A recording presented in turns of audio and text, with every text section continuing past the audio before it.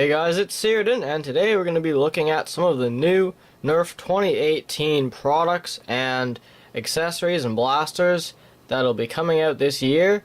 And in this episode we'll be looking at the Nerf Rival series.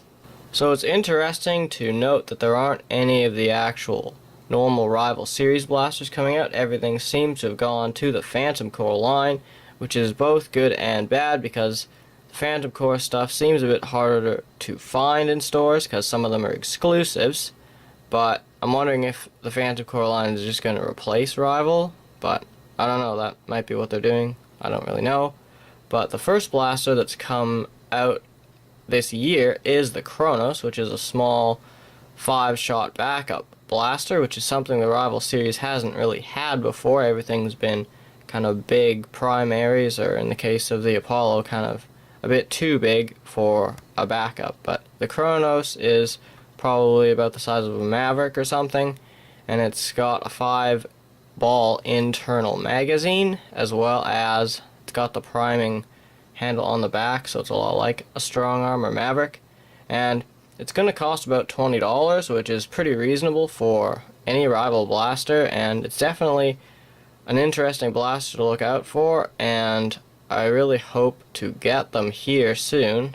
I don't know why, but we don't have Target anymore up here in Canada, so the Phantom Core stuff is going to be really hard to get unless they move it to some other stores. But the Chronos is definitely a very good blaster from what I've seen, and definitely one to look out for in stores if you can find them.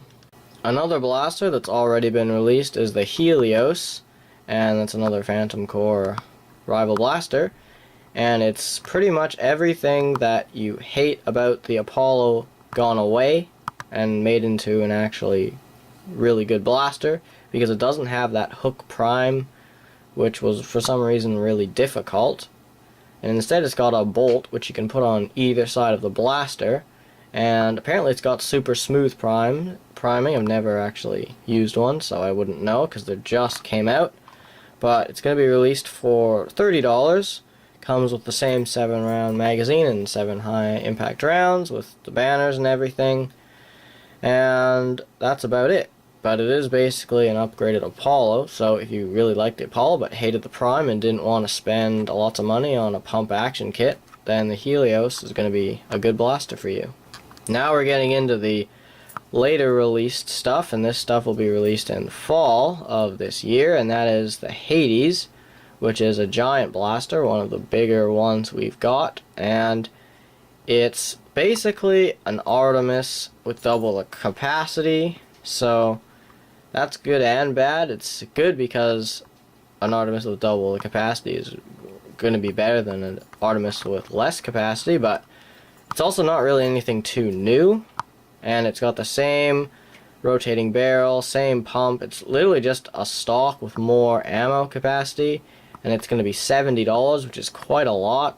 You do get 60 capacity, it's 60 rounds, and it's got the same loading system, so if you like the Artemis, it's going to be a good manual primary for the Rival series. It's probably going to be pretty decent, although it's quite expensive for what it is, as most of the Rival blasters are nowadays, but something to look out for if you want a manual Rival blaster. That's going to be a good big primary to use, and I guess if you're into that stuff, then go for it. However, it's kind of hard to recommend that blaster or say that it's a good primary blaster when you compare it to the Prometheus, which is the other new Rival Phantom Core blaster coming out, because it's basically a Nemesis with double the capacity. Notice the trend: Artemis with double capacity, Nemesis with double capacity.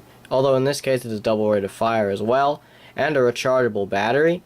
So the Prometheus is pretty giant, and that apparently the 200 round capacity hopper thing is removable, so you could theoretically have lots of those and have pretty much unlimited capacity, but it's so big they had to include a carry strap, and there's not really any way to kind of hold the blaster and aim with like you would with a traditional blaster such as the Nemesis, so you kind of just have to hold it Gatling gun style on your hip, and it's got a very weird handle with, I'm going to guess, a safety an acceleration trigger for revving the flywheels, and then a normal firing button.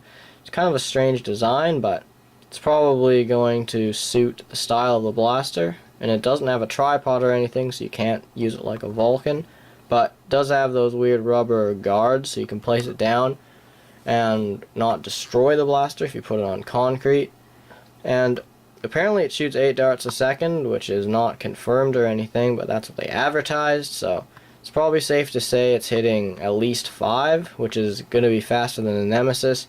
And it basically blows the Nemesis away, although it is $200, which is quite expensive for any toy in general. And it's hard to say if it's worth it or not. That's kind of up to you, but it's definitely a fair price for what you get. But if you really want to spend that much money on a blaster, that's really your choice, and I can't tell you yes you should or no you shouldn't. So it's really up to you about those kind of things. But the Prometheus is going to be coming out in fall, and it's a giant blaster, and it looks like it'd be really fun, at least. That's what I think. So that's it for the Rivals series. Now the next one that I'll upload will be the Doomland series, although it is kind of small because it only has 1 blaster, so I may upload 2 on that day, or I may not. I'm not really sure yet, but that's it for this video. Thank you guys so much for watching. Please like and subscribe.